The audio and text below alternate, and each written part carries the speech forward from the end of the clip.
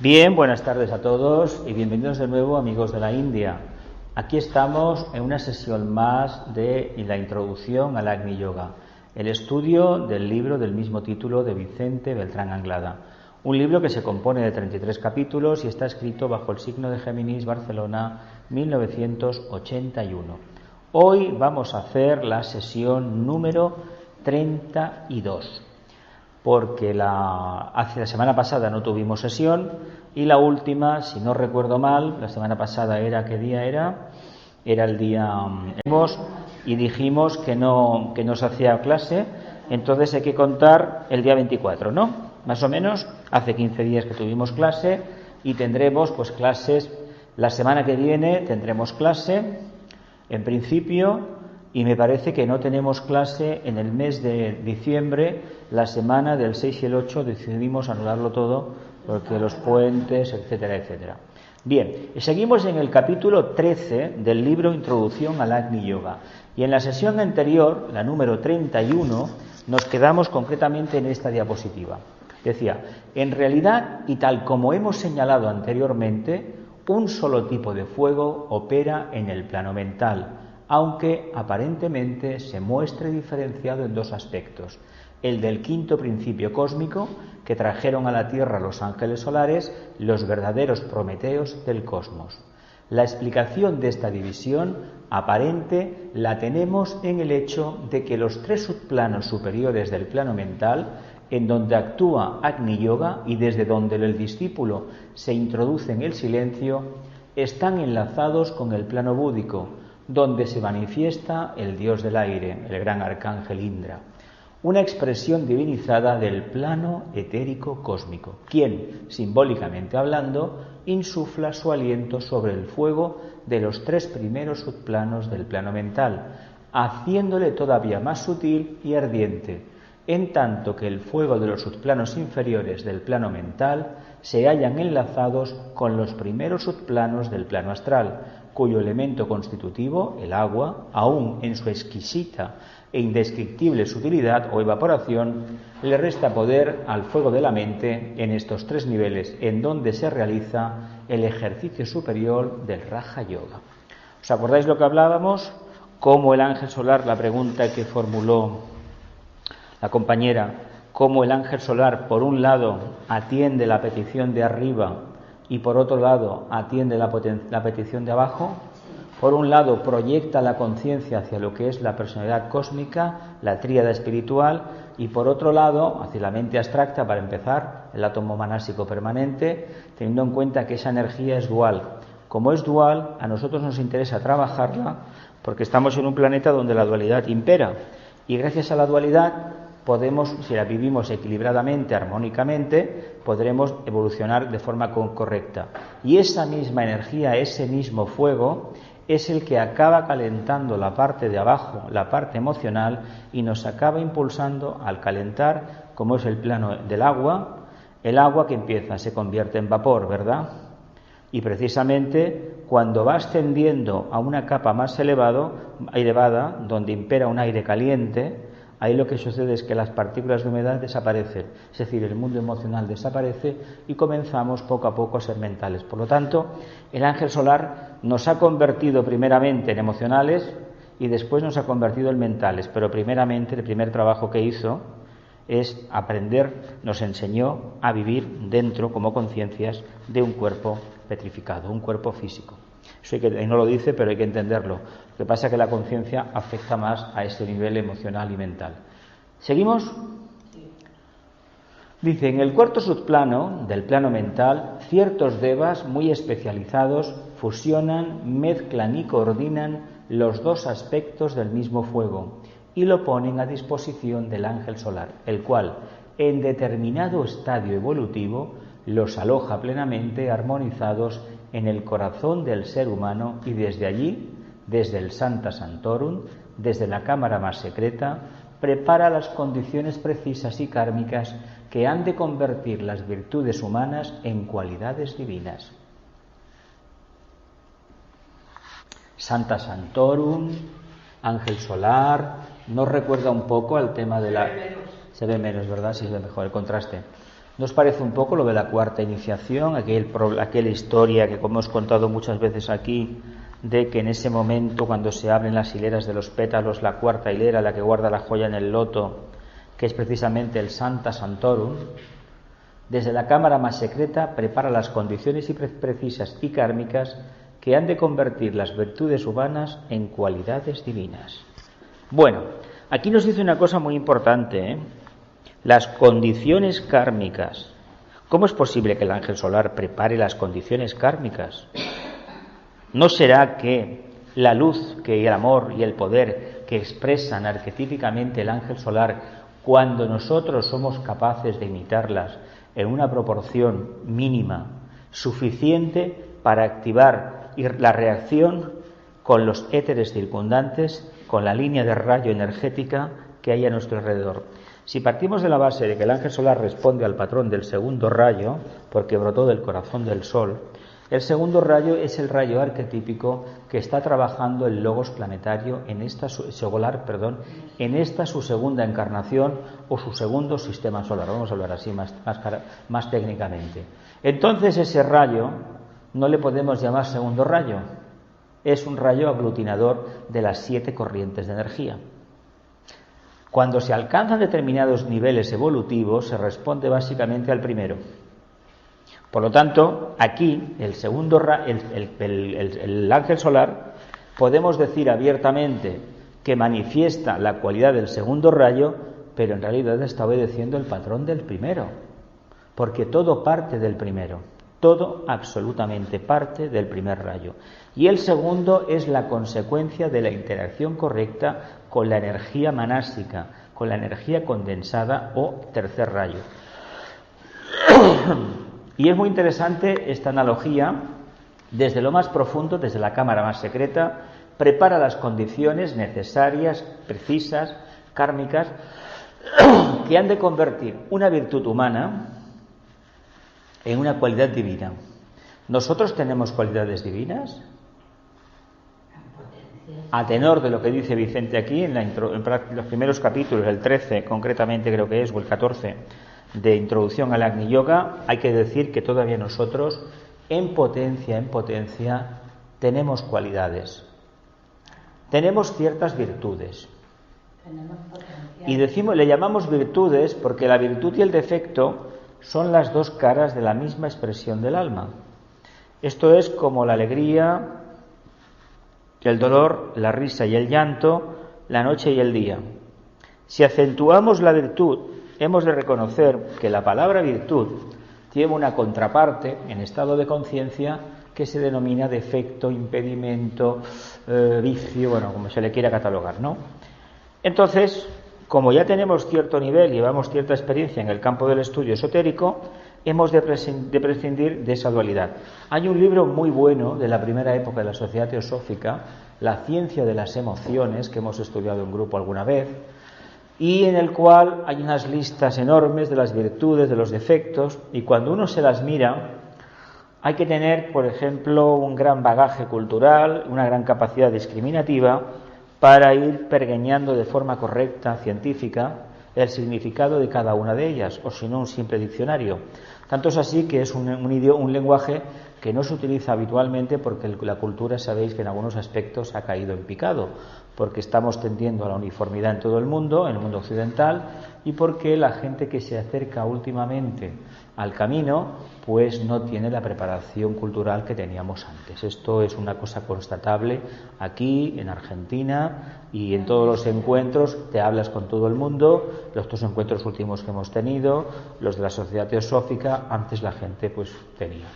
La gente joven va de otra manera, se espera en el futuro, debido a las crisis existenciales de cada uno y a la influencia del séptimo rayo, que saquen una nota vibratoria, puede que muy superior a la de los anteriores. Lo que pasa es que los anteriores discípulos o caminantes prepararon el camino y los que transitan ahora por él ni lo reconocen ni le ven la utilidad. Pero bueno, lo importante es que el que lo ve siga activo y los demás ya recogerán el testigo si les toca, o el karma se encargará de todos, los de unos y de otros también.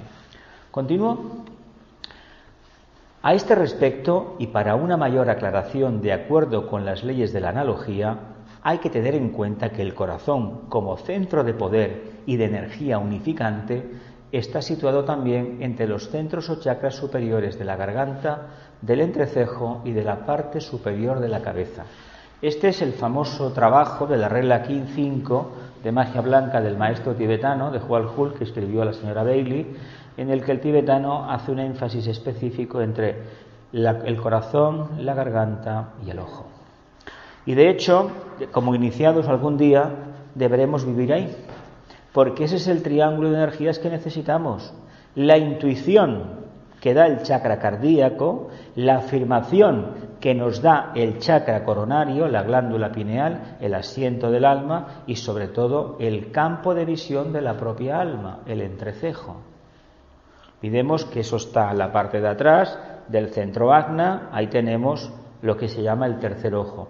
No es exactamente una cosa igual que la otra, pero para los efectos nuestros de aprendizaje ya iremos con el tiempo utilizando la información y adivinando correctamente qué es una cosa y qué es otra. Sí que sabemos que a la distancia entre la glándula pineal y la pituitaria le llamamos puente arcoíris o antakarana. Sí, el ejercicio que se recomienda en Raja Yoga, que yo aprendí hace muchos años, de vernos cada día durante, segundos o un minuto, centralizarnos aquí en el entrecejo, vernos sentados en un gran sillón, yo, el Señor, el Rey de esta personalidad, estoy viendo la vida desde este punto y este que está debajo mío me está obedeciendo. Si focalizamos la energía en ese punto y lo podemos mantener en el día a día, la integración de la personalidad es una realidad de conciencia.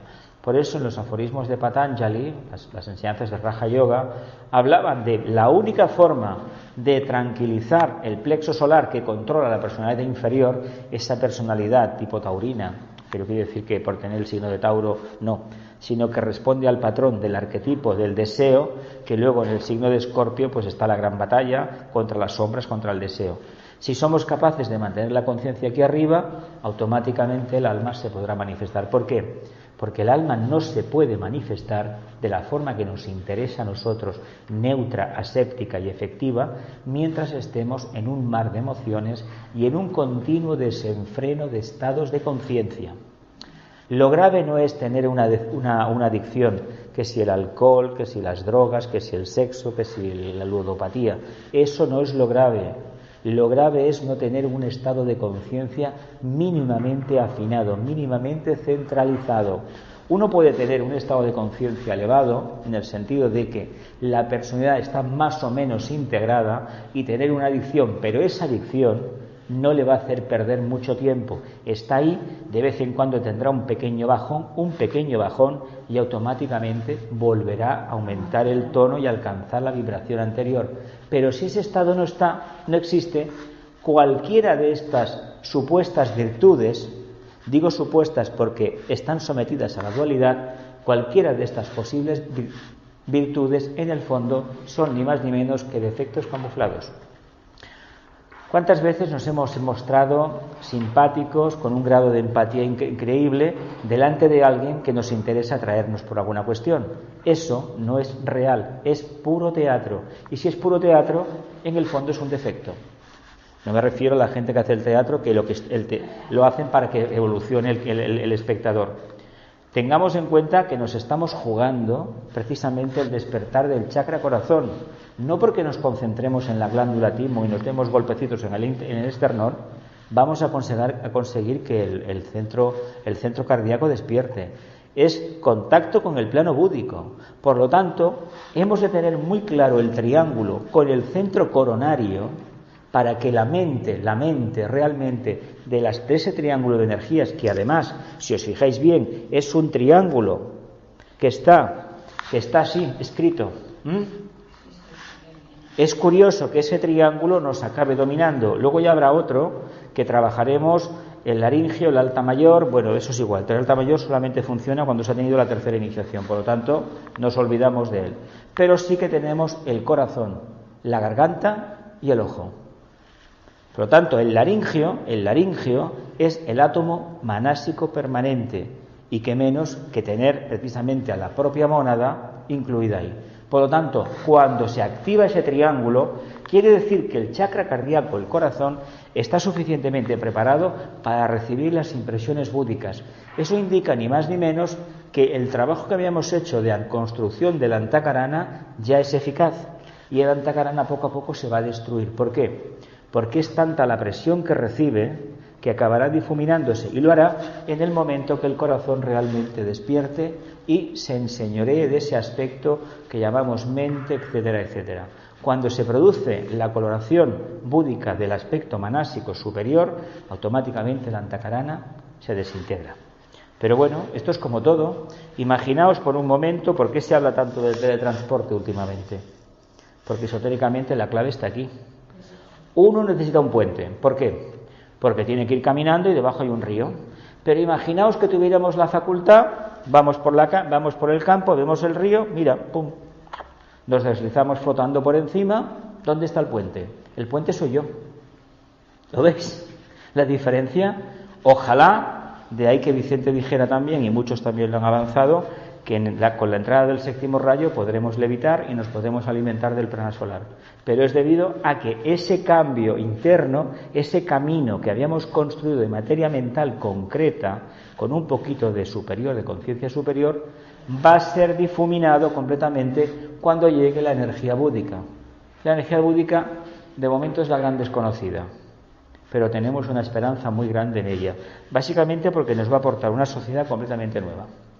Tan nueva que no sabemos ni lo que vamos a hacer ni cómo nos vamos a organizar, pero si somos un poco inteligentes, que creo que sí, que lo seremos, no nos tenemos que organizar, sino que sin planteárnoslo iremos todos a una. Y es como funcionan las logias internas, las ramas de la jerarquía, cómo funciona el nuevo grupo de servidores del mundo y cómo deberían de funcionar los grupos en el plano físico. En lugar de discutir tanto si estudio esto, si tú vienes, si tú no vienes, si yo vengo, si tú haces, si tú dices, no, ante todo el grupo. Ojalá ese espíritu existiera en un país, en un continente y en todo el mundo.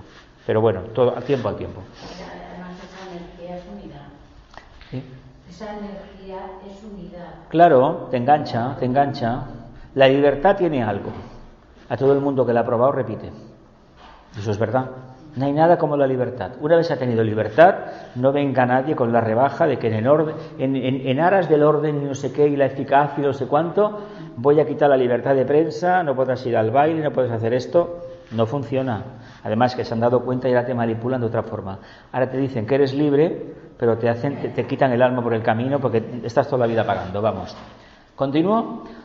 Dice, como centro de poder, el chakra cardíaco y de energía unificante está situado también entre los centros o chakras superiores de la garganta, del entrecejo y de la parte superior de la cabeza y los inferiores del plexo solar, del sacro y de la base de la columna vertebral. Son dos triángulos de energía entrelazados. Eso se conoce como símbolo tantra o estrella de David o sello de Salomón. Y curiosamente, si entendiéramos lo que significan esos dos triángulos entrelazados, en esta vida no tendríamos ningún problema. Esto es como lo que siempre refiero del Salmo 23, el Señor es mi pastor, nada me falta. O si entendiéramos la afirmación Dios es luz o Dios es amor, ya han habido avatares que nos lo han dicho. Sucede que no lo hemos puesto en práctica y no lo hemos experimentado. ¿Continúo? Agni Yoga, el yoga de síntesis, opera preferentemente desde el centro del corazón y labora en los planos intuitivos, una palabra muy hermosa porque esta labora se utiliza mucho en Argentina, En lugar de decir trabaja, labora. Laboro. Sí, laboro, sí, elaborar, bueno, se puede decir elaborar, labora, pero sí, en los planos intuitivos de la mente, realizando el requerido equilibrio de la razón y de la voluntad con el sentimiento y la intuición. El sentimiento, plexo, la intuición, el chakra cardíaco. La razón, la mente, ¿no? La voluntad. ¿Veis lo bonito que es, lo que quiere decir? ¿Sí? Este equilibrio traerá paulatinamente a la existencia el hombre nuevo. El hombre de la nueva era, séptima subraza de la quinta raza o raza aria. Bueno, estamos en la quinta de la quinta, ¿no? La quinta de la quinta, que es la celta, ¿no? Y cada raza, tiene 7 subrazas. Nos quedaría, eso dentro de una ronda, nos quedaría después completar completamente la 6ª raza, que esta raza está previsto que dure, me parece que son 7 millones de años. Sí, creo que sí. La raza aria, 7 millones de años. Eso no quiere decir que aparezcan de vez en cuando conciencias que representen a la 6ª raza e incluso algunas a la 7ª.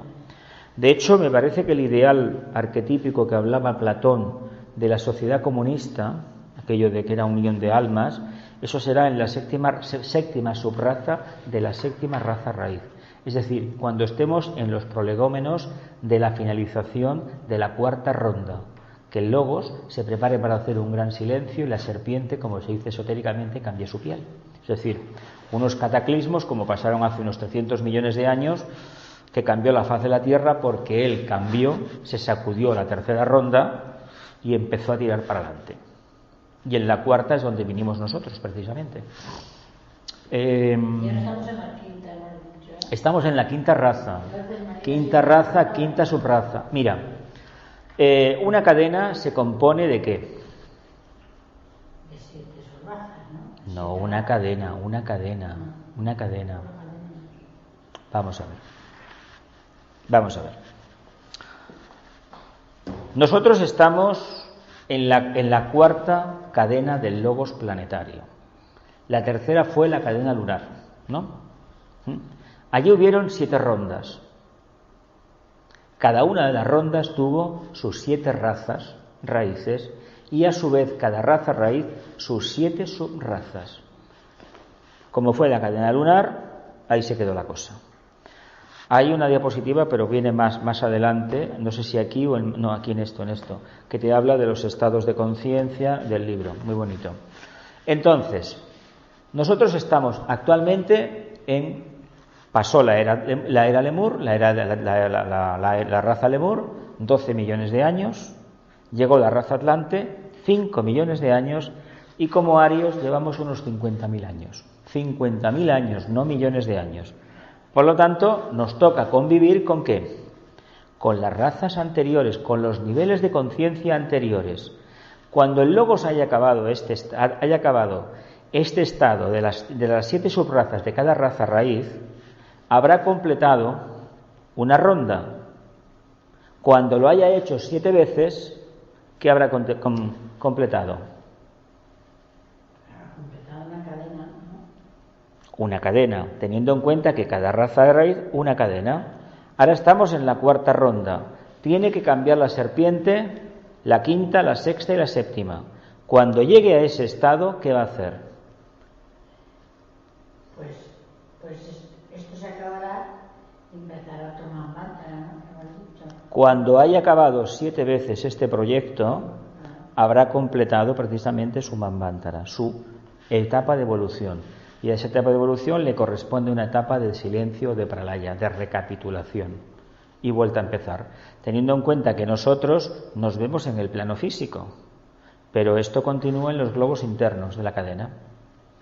Y una cosa, si anteriormente fue, digamos, la inteligencia, ahora es el amor. En el primer sistema, eso es diferente.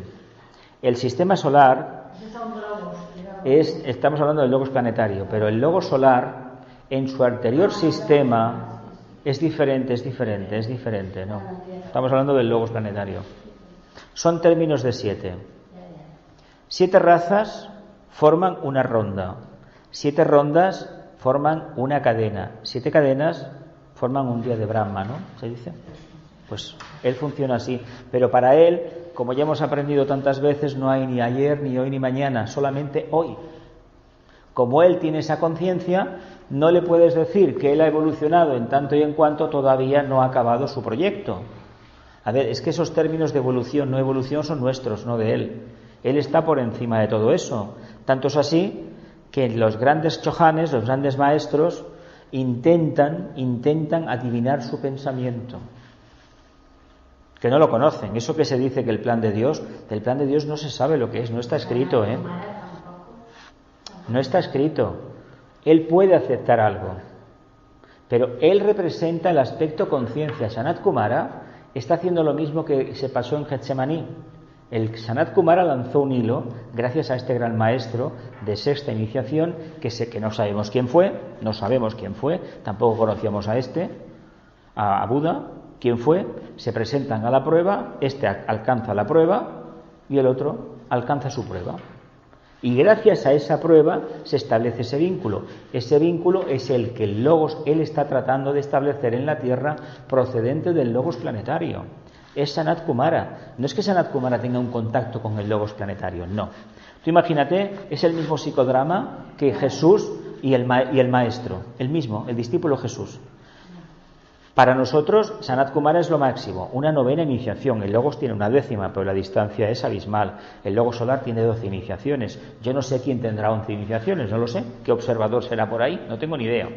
Pero lo que está haciendo el Logos planetario, Sanat Kumara, es lo mismo que nosotros respecto al alma. A ver si capto lo que el alma dice. ¿Sí o no? Y por extensión la mónada. Claro que sí. Él está haciendo, además, se explica muy bien cómo su tríada espiritual son los budas internos y su personalidad los budas externos, exotéricos, ¿no? Y él está intentando, como él está en profunda meditación, intenta captar, según las circunstancias de las constelaciones, la influencia que recibe la Tierra, la suficiente energía del logos de Venus, del logos de Sirio, del logos solar y del propio logos planetario. ¿Para qué? Para tirar adelante el proyecto. Según parece ser, somos la niña de sus ojos, del logo solar. Claro, somos no diré el hijo descarriado, pero casi. El divino, no sé qué. Tiene un nombre, sí, es muy bonito. El rebelde divino. Bueno, que vamos, que no ha podido, pero no ha podido porque nosotros no hemos hecho el trabajo, no porque él no pueda. Él, si actúa, retrasa el karma de la humanidad eones. Pero a él no le podemos pedir que actúe porque entonces nosotros no hacemos el trabajo. Si él hace una evolución rápida, nosotros no. Si él interviene, él ha intervenido en el planeta Tierra una vez que se sepa. En la Luna se ve que pasó algo también. Bueno, en Lemuria tuvimos un problema bastante grande. Pero cuando intervino en la época de la Atlántida, se consultó con todo y desde arriba, desde muy arriba de Sirio o demás, se acuerda, o desde el logos cósmico, se acuerda una proyección, la invoca ciertos mantras que hay, se invocan a los grandes Mahadevas, los grandes arcángeles, y en una noche se hundió un continente, y fuera. Eso es una fórmula, es un mantra. Invocan el mantra y a las pocas horas tienes nada menos que un ciclón devastador. ¿Por qué lo hacen esto? Lo hacen para limpiar los éteres, para generar condiciones a los que vienen después. Lo que pasa que nosotros, desde la perspectiva del aquí y ahora, que a veces es ficticia si no se está viviendo en el mundo arquetípico, nos parece que es un castigo. No hay tal castigo, hay otra oportunidad. Imaginaos lo que fue un hundimiento de todo un continente, precisamente en el lecho marino, ahí se quedó la historia. Que nosotros como estamos pegados a lo físico. Aquí está. Pero quién sabe si no tendremos la oportunidad en este siglo XXI de ser testigos de algo grande en este sentido. Y eso será un incentivo para todos aquellos que todavía no lo tienen claro dentro de la filosofía esotérica que esto pueda suceder. Le podremos achacar la circunstancia a lo que sea, pero hemos de tener en cuenta que para ellos, esas grandes entidades, no hay ningún problema con hacer estas soluciones. Lo que pasa es que esas soluciones tienen un karma muy grande. Cuando vino la guerra mundial, se ve que la jerarquía se organizó para pedirle nada más y nada menos que interviniera al observador silencioso, como se le llama también. ¿Y el karma que es del sistema o es nuestro? Cuando estudiábamos el tema de los misterios de Shambhala, el karma es karma de los planetas, ese karma que está por ahí de los restos de los planetas, constelaciones, etcétera, etcétera. Y por supuesto, si nosotros estamos aquí, hemos de apechugar con el karma de la familia, ¿no? Y la familia es toda la humanidad, por lo tanto es también el logos. Si el logos tiene ciertas cosas que pulir, nosotros también. Y aquellos que tienen más conciencia, son más abocados a la luz, esos van a recibir más palos. Esta idea de que el que tiene más iluminación recibe menos es falsa. Eso lo piensa alguien que no tiene mucha evolución, que es profundamente egoísta en la petición y que nunca, nunca, nunca podrá evocar nada porque no comparte nada. ¿Continúo? El trabajo sobre Agni Yoga es mucho más importante, por tanto, de lo que pueda parecer a simple vista, no solo porque prepara el camino del hombre nuevo, sino también y muy preferentemente porque es en Agni Yoga en donde el sentimiento de unión que ha de acercar el hombre a la divinidad empieza a actuar sobre su conciencia y le revela el carácter de síntesis, cuya comprensión tiene efectos iniciáticos. La iniciación es una eclosión natural de la vida de la naturaleza y su línea creativa de acontecimientos trascendentes se inicia en el corazón a través del Agni Yoga y se explaya luego en las inmensidades del plano búdico, expresando en cada uno de sus subplanos algunos de los hechos iniciáticos, así como las razones que indican la calidad de los mismos. Sin embargo, por su carácter especial, no pueden ser totalmente registrados tales hechos en el cerebro del iniciado. La razón es obvia. Espera que esto, aquí pasa algo. Sí, un momentito que lo vamos a ver. No, bueno, vamos a ver. La solución no va a ser subir, la solución va a ser reducir. La razón es obvia. Agni Yoga actúa más allá de la mente y no deja detrás de sí secuela alguna de recuerdos.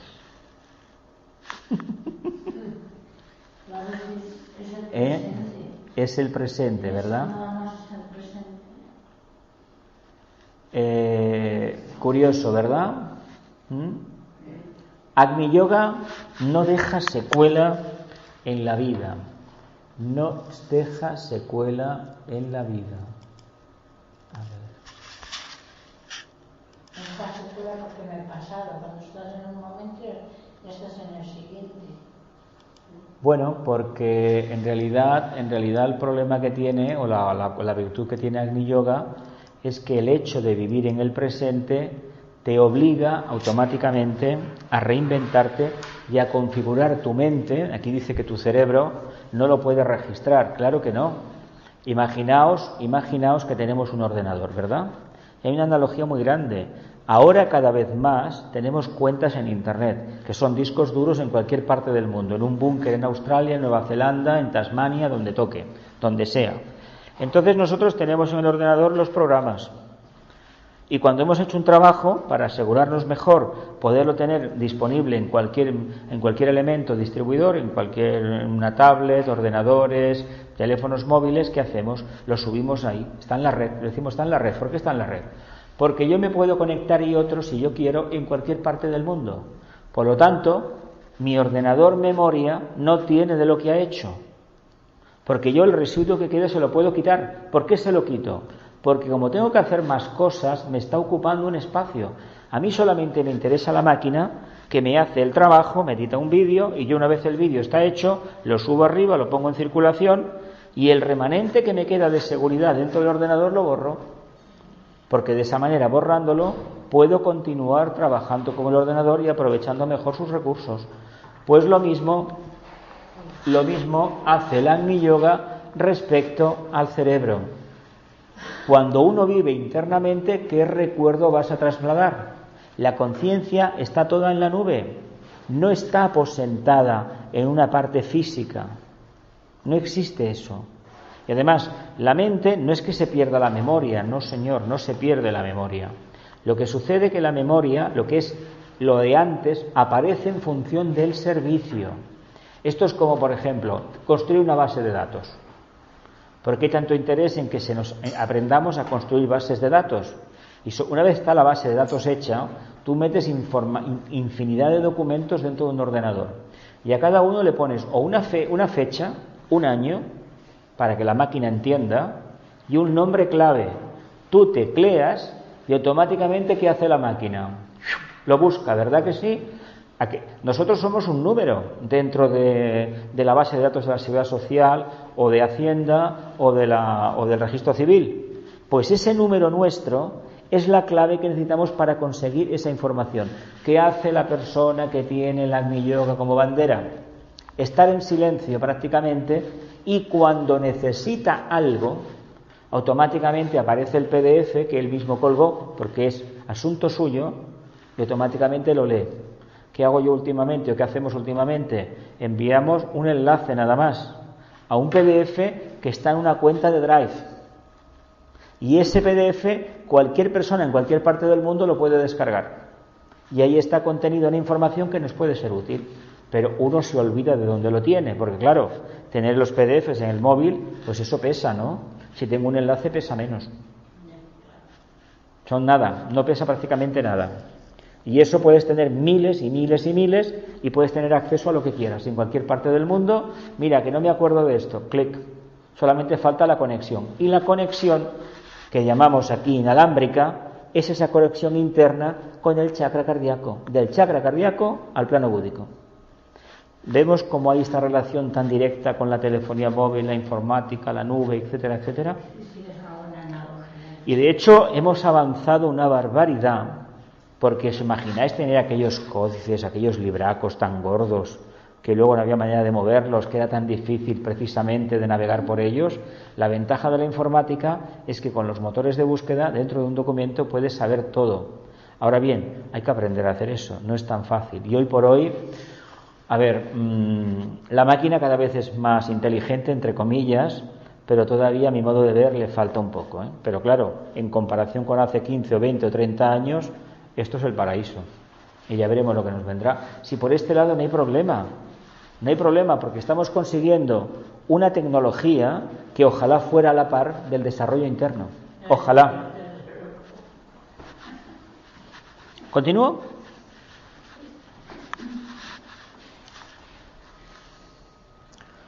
Pero de todas formas lo que conseguimos será porque nos merecemos, ¿no? Hombre, claro, porque hay una interacción correcta con el medio, si no, no tendríamos nada.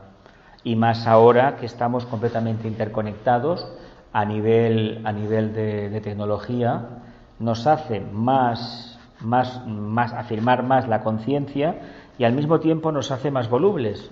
Somos ahora más desvalidos que hace 20 años, 15 años. ¿Por qué? Porque todo está ahí. A ver, ya no llevamos agendas de papel. Yo creo que seremos los últimos que lo veamos. Y hay niños en algunos países que les están enseñando, en lugar de hacer la escritura entrelazada, se está haciendo letra de molde. Han empezado en Finlandia, y la idea no es negativa, la idea es positiva de modo de ver, porque nos vamos a fijar en el teclado. Nosotros trabajamos con la unión, el entrelazado de las letras. Así hemos aprendido a escribir. Pero esto está cambiando. Claro, si tú trabajas así, empezarás a tener interconexiones neuronales, sinapsis diferentes. Y si seguimos avanzando por ese camino, a través de un carácter, de un simple carácter, un punto, una estrellita, un asterisco, una coma, como conciencia, iremos directamente a un punto. Se trata de que nuestra conciencia personal, de que nuestro cerebro funcione igual que lo hace un ordenador. Porque ya que lo creó un ser humano, y parece ser que de una manera bastante básica, porque se ve que el funcionamiento es básico. Lo que diferencia el ordenador de la forma clásica de trabajar es que es súper rápido.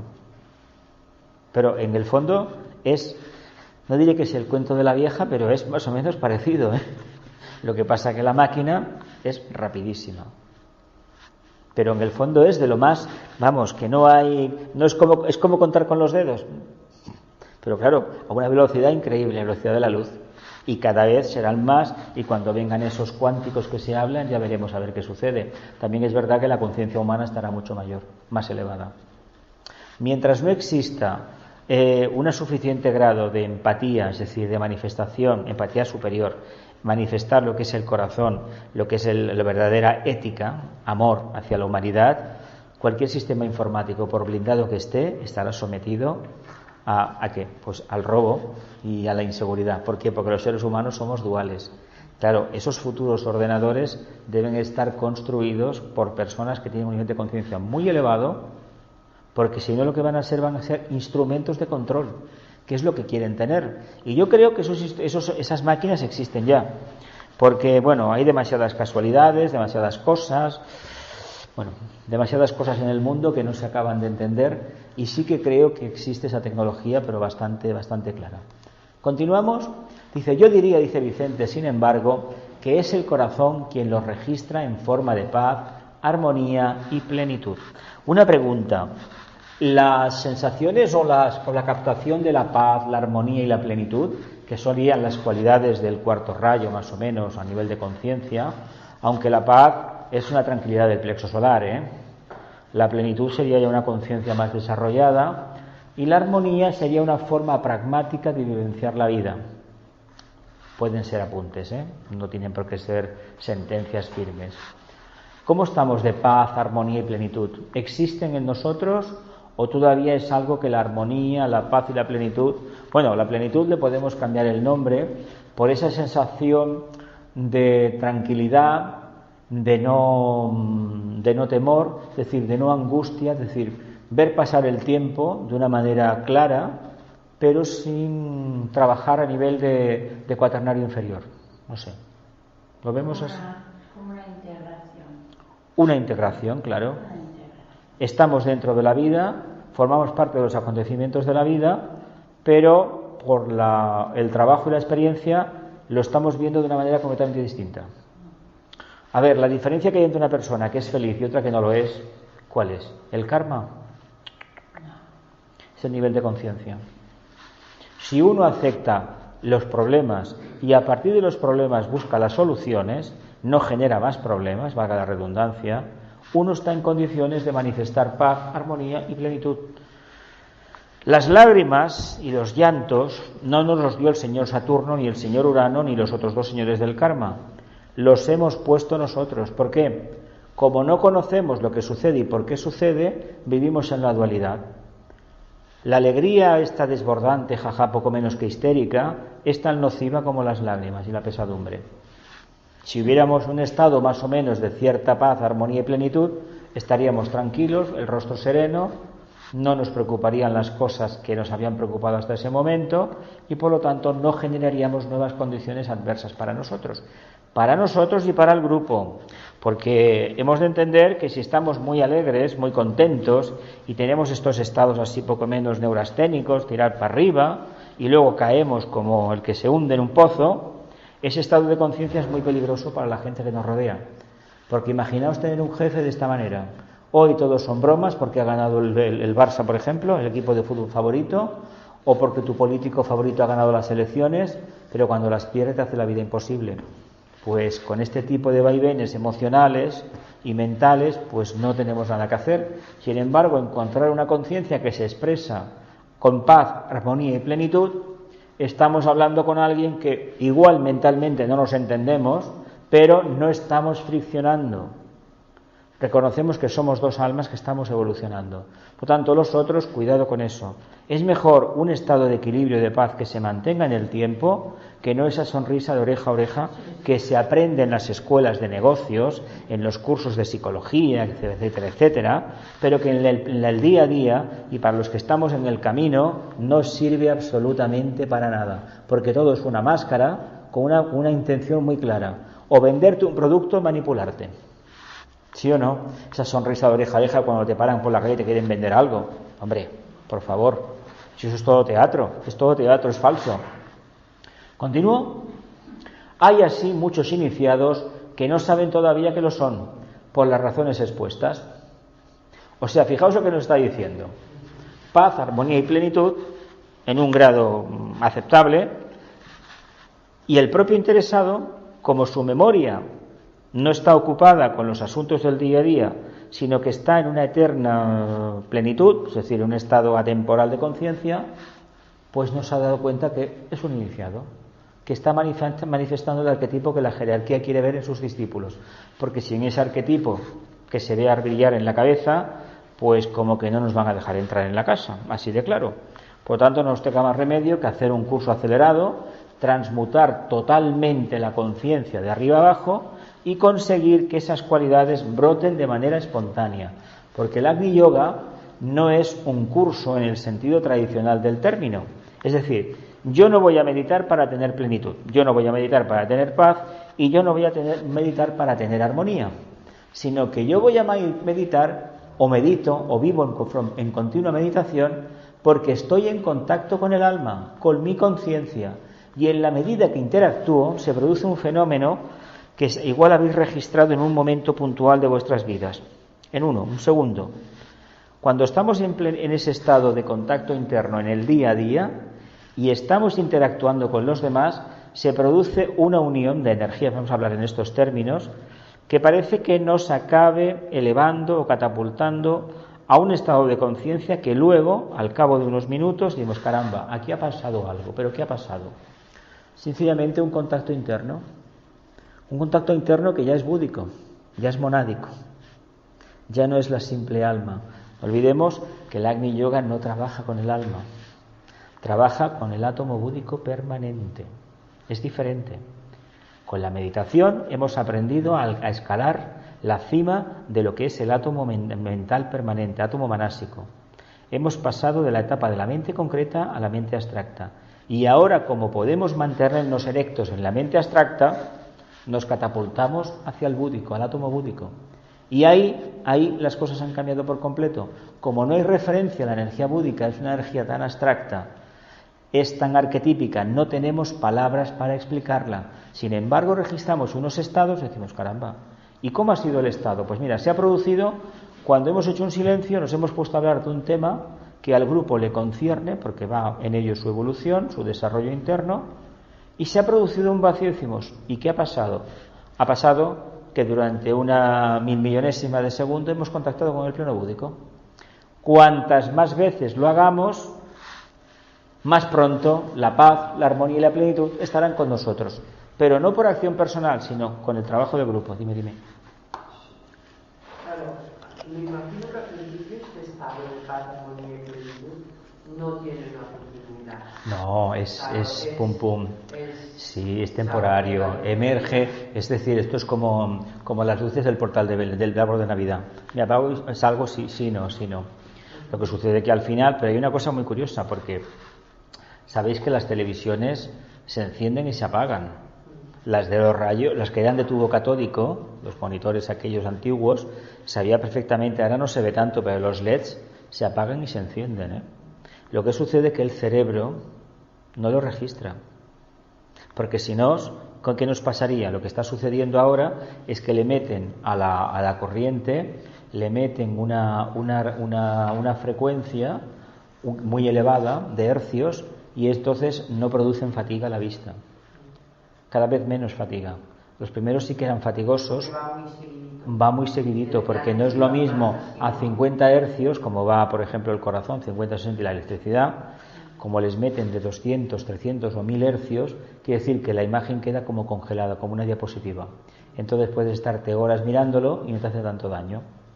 Antes sí que molestaba la televisión. De hecho, la televisión, ha habido gente que los que hemos trabajado con monitores aquellos TCR, la verdad es que la vista nos la hemos cargado bastante. Yo recuerdo los primeros monitores que vi, me puse las manos en la cabeza. No sé cómo la gente podía trabajar con eso, Color verde, color amarillento, de aquellos de fósforo que había. Luego ya la cosa cambió, y ahora con los plasmas es muy diferente todo, mucho. Y tanto que sí. ¿Continúo? En etapas muy avanzadas, cuando el iniciado ha recibido la tercera iniciación, la de la transfiguración, y ha enfrentado por primera vez en su vida la radiante presencia del Señor del mundo, que el recuerdo de las experiencias iniciáticas pueden llegar sin dificultad alguna a su cerebro, ya que se ha establecido un perfecto equilibrio entre las razones de la mente y los sentimientos del corazón, y como consecuencia de ello existen una paz y una plenitud perfectas en la vida del iniciado. Tal es la culminación del Agni Yoga y tal es, por analogía, la conquista por derecho del plano búdico.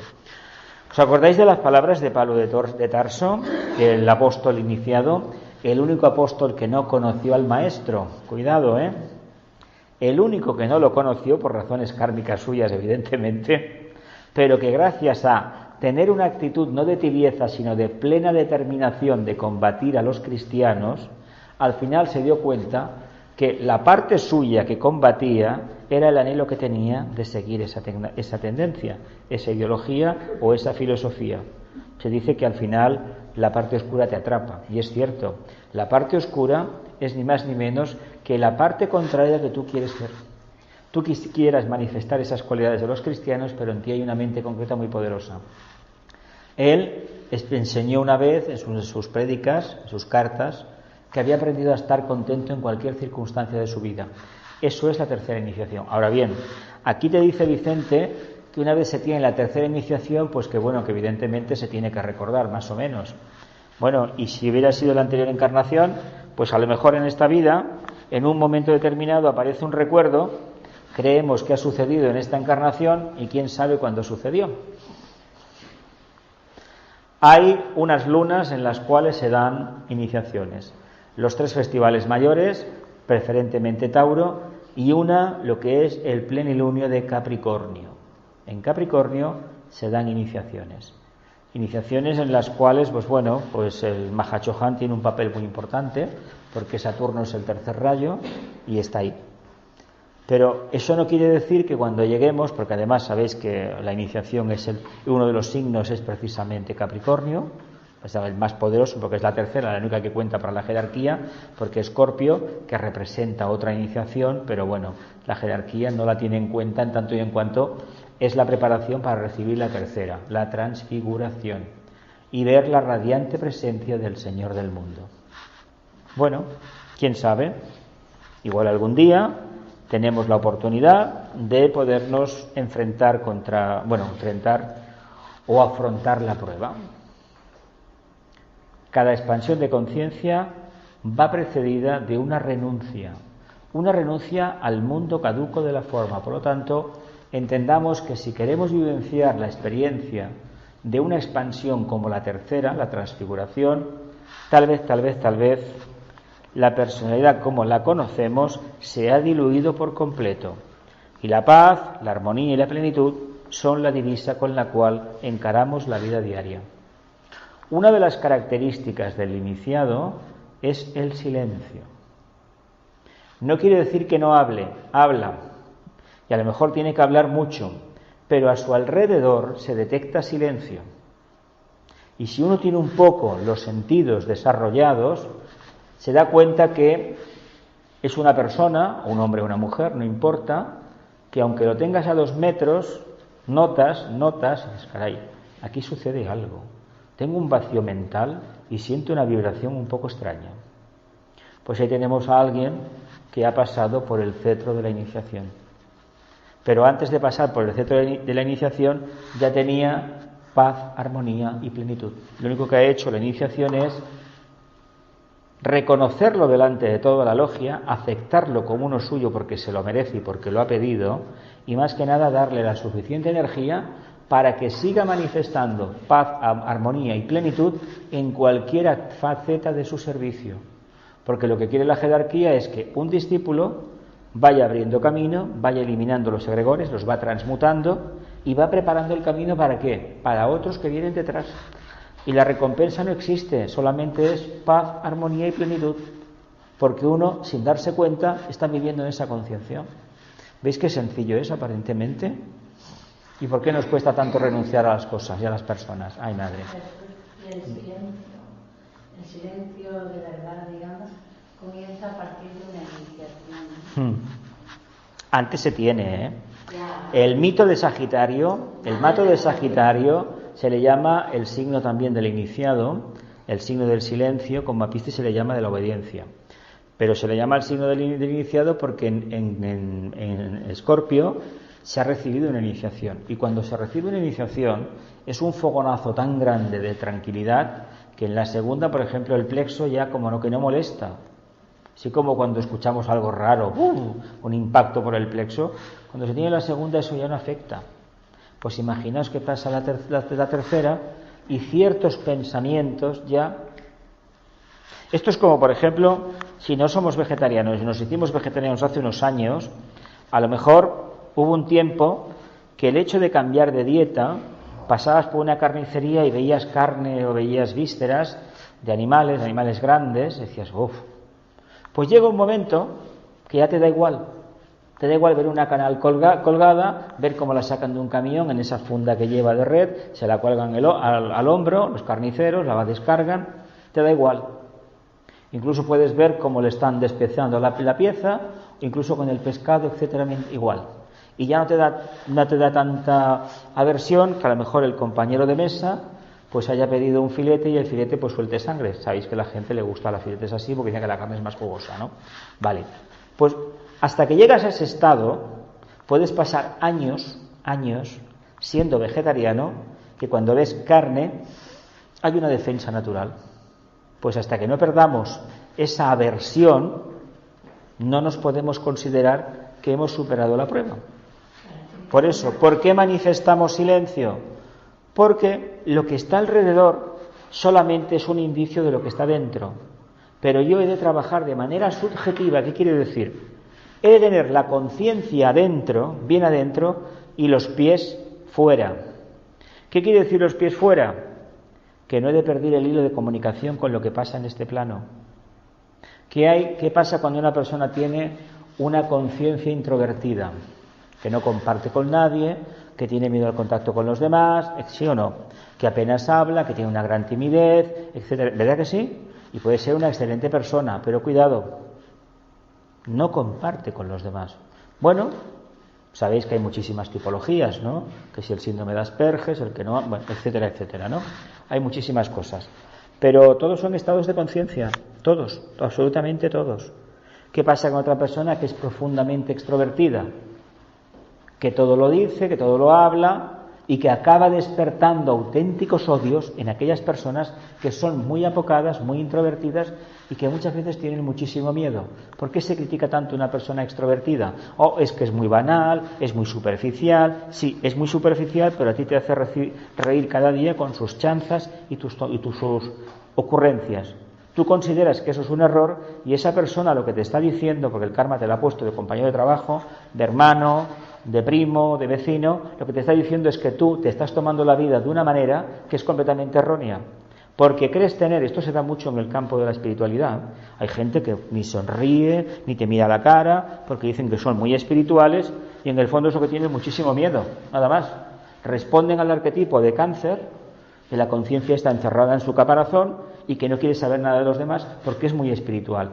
Yo os tengo que decir una y otra vez que eso es falso, falso. Tal vez la persona que aparentemente no tenga demasiado bagaje espiritual, pero que cada día tiene ganas de vivir y de compartir esa experiencia, sea para nosotros un verdadero maestro. No estos que nos han hablado de manera solemne y amargada de los textos bíblicos, de la enseñanza esotérica. No, por Dios, esto no toca, no toca. Por eso la vida subjetiva no es lo mismo que vida introvertida. La vida subjetiva no tiene miedo de contactar con los demás.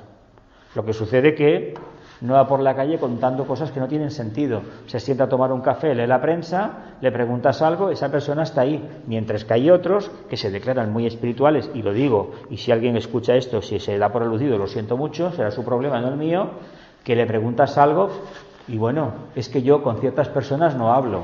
Esto lo he escuchado de gente que viene aquí, Ojo, Y venía y a otros sitios, Ahora eso sí, la biblioteca llena de los libros de Blavatsky, de Leadbeater, del tibetano, de Vicente, me parece muy bien, pero no te han servido para nada, por lo tanto, quémalos. De esta conocemos mucha, de esta gente, es que soy muy espiritual, y claro, yo hablar con gente que no tiene cultura, pues mira qué bien tú, ¿qué vamos a hacer? En fin, estamos para aprender. ¿Sigo?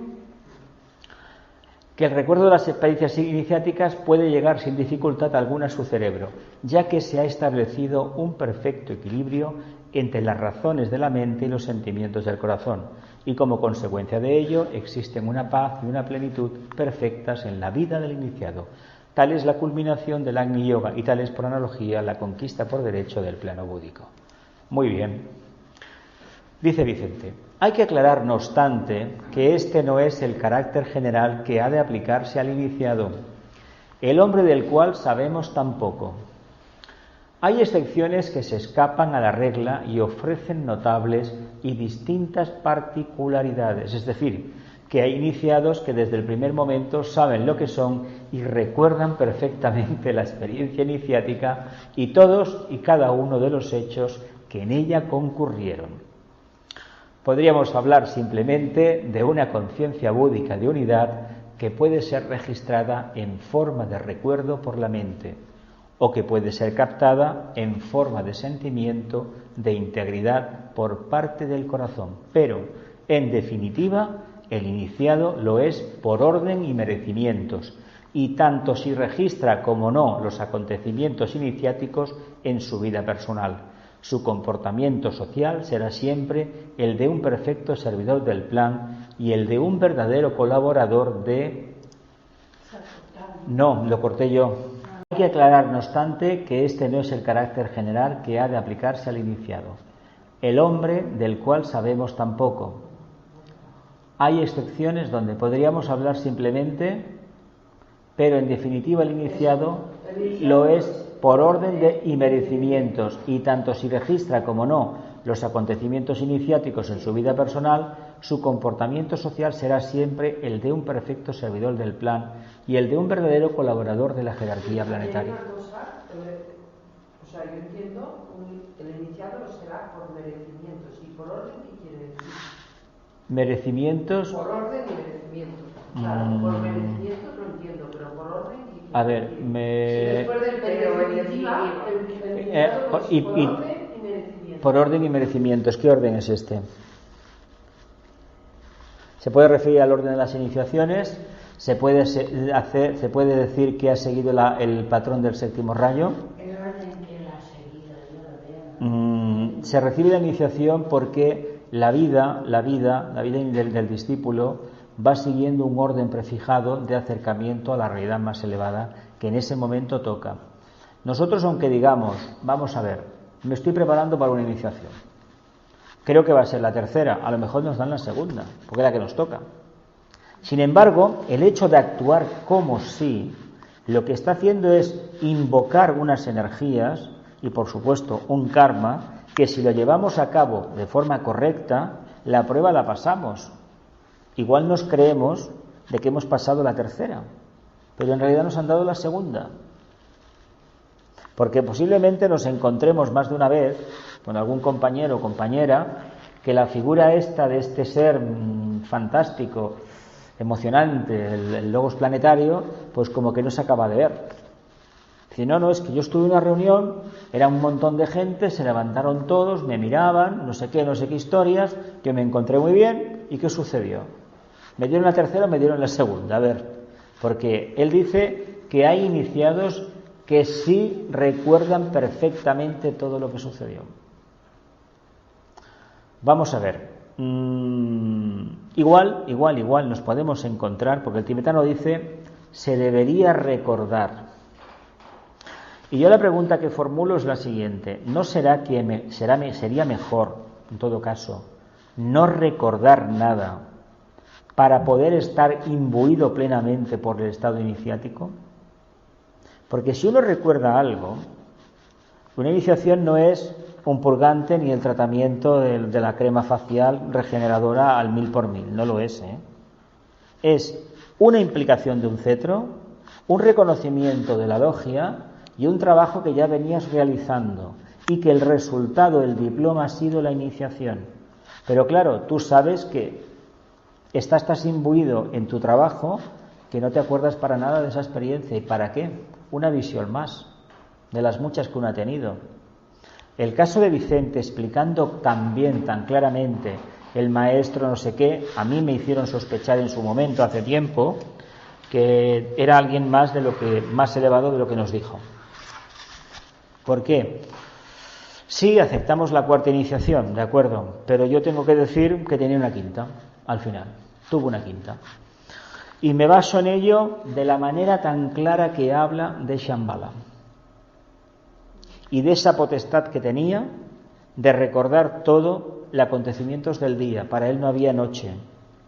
Él se metía en la cama, el cuerpo descansaba, pero no perdía la conciencia. Le llamaba eso conciencia cósmica, es decir, era consciente dentro y fuera. Nosotros dentro, bueno, a ver, todos recordamos a veces sombras, es decir, como un filtro de estos que difumina las imágenes. He estado con alguien, no sé qué hemos estado hablando, había fulanito, fulanita, sí, ¿pero qué hemos hecho? No nos acordamos, así de claro, no nos acordamos para nada. Él tenía esa potestad.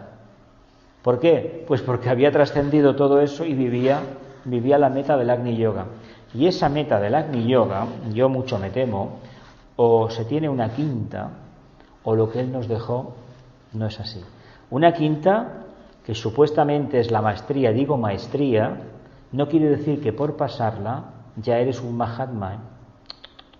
Estás aprendiendo, y de hecho estás aprendiendo con tu propio maestro, que le estás ayudando a que él se descargue de cierta responsabilidad y te la den a ti. Te la darán a ti en la medida que demuestres que puedes hacerlo. Sí que es verdad que la quinta indica ya la captación total del arquetipo del yo superior, eso sí. Eso sí, ya hemos quitado en la cuarta la potestad, pues la necesidad, de encarnar, eso ya se acabó. Pero tenemos que integrar muchas cosas. El patrón del ángel solar no se integra tan fácilmente. Estamos hablando de un arquetipo muy elevado. Y dicen que la quinta es de puro trámite. De puro trámite. Si te han dado en una encarnación la cuarta, años después te pueden dar la quinta, desencarnando. Si te han dado la tercera, te pueden dar la cuarta, desencarnando. Si te han dado la segunda, en una encarnación, te pueden dar la tercera, desencarnando. A la Bailey, cuando se iba a morir, el maestro la vino a buscar. ¿Para qué la vino a buscar una discípula? La vino a buscar para llevarla a la iniciación. El maestro te viene a buscar para llevarte a la iniciación. ¿Por qué? Porque es tu mentor espiritual. Él responde por ti, por lo tanto tú tienes que anular tu vida y consagrarla solamente al servicio. Bonito, ¿verdad? Oye, lo de no recordar puede ser por alguna razón kármica. Pues una pérdida de tiempo, es una pérdida de tiempo. Y luego hay una cuestión de seguridad, sobre todo en la segunda, una cuestión de seguridad. Pensad que aunque nos den la iniciación, las arenas son movedizas todavía, ¿eh?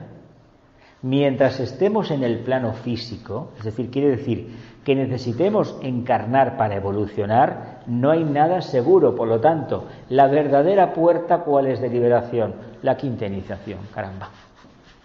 Es el número 5, la mente. Es todo eso, ahí empieza la vida. Y dices, caramba, pero ¿cómo es posible? Estos son deducciones de este estudiante, ¿eh?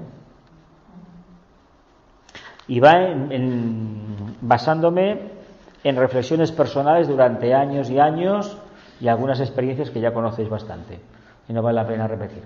Entonces uno llega a la conclusión y dices, no, aquí hay algo que no me han contado, es que no me lo pueden contar. Él no podía contar quién era. Él no lo podía, lo que pasa es que él se largó varias veces, largó bastante, sobre la cuarta iniciación. Entonces dijeron, caramba, tanto hablar de la cuarta iniciación, claro. Y a unos cuantos les dijo, no os preocupéis porque yo, cuando sea maestro, estaréis en mi ashram. Esto me lo ha contado gente que lo ha oído, allí en Argentina. Por lo tanto, a ver, sabía muy bien lo que estaba diciendo. No es que se le fue a la cabeza, no, sabía muy bien. Y sobre todo, a mí lo que me ha hecho más sospechar, entre comillas, es este libro, ¿eh? Este libro que ya os conté la anécdota, cómo llegué yo a él después de una crisis de salud muy fuerte, y que lo leí, no me enteré de nada, no recordaba absolutamente nada, y lo que yo no entendí en aquel momento es que me estaba diciendo, nene, espabilate. Pero bueno, esto fue hace más de 30 años, ¿qué pasó? Y yo pues que no, y que no, y que no. Y mira que me lo dijo veces, no. Y cuando se dio la circunstancia de venir aquí otra vez, el libro estaba ahí, yo sabía que hablaba en términos de Agni Yoga, pero el libro no lo tocaba para nada. Y cuando el año pasado me tocó, una de las primeras revelaciones que hubo aquí, que os lo dije, yo capto la energía de un maestro. ¿Lo dejamos ya por aquí? ¿Nos vamos? Con el libro lo que pasa no es que no lo entiendas, es que bueno, a mí durante muchos años me ha pasado que no me acuerdo. O sea, eso es lo que he contado antes. Es lo que he contado antes. Cuando uno está en esa vivencia de armonía, de paz, armonía y plenitud, y está en grupo, lo que hace es que se produce un vacío en los éteres y se hace una precipitación del búdico. Y eso hace que se revele la conciencia. A mí, si no hubiera sido por el trabajo aquí grupal y aquí en otros sitios de un tema como los rayos, el alma, la cualidad de la vida o los otros libros que hemos tocado, pues yo hubiera continuado estudiándolos, pero no hubiera podido hacer aflorar lo que ha aflorado después. Y eso lo sé yo porque me lo noto. A pesar de que tenga cualidades para hablar, eso ya hace muchos años que existe, por lo tanto no me preocupa. Pero sí que es verdad que esta comprensión sintética del tema no hubiera venido si no hubiera sido por la interacción con el grupo. Por eso siempre os he dicho, cuanto la pregunta sea más elevada, más profunda, y estemos más en silencio, la eclosión de conciencia será mejor. ¿Sí? Bien. Que la luz, el amor y el poder restablezcan el plan de Dios en la tierra. Que así sea. Y cumplamos con nuestra parte.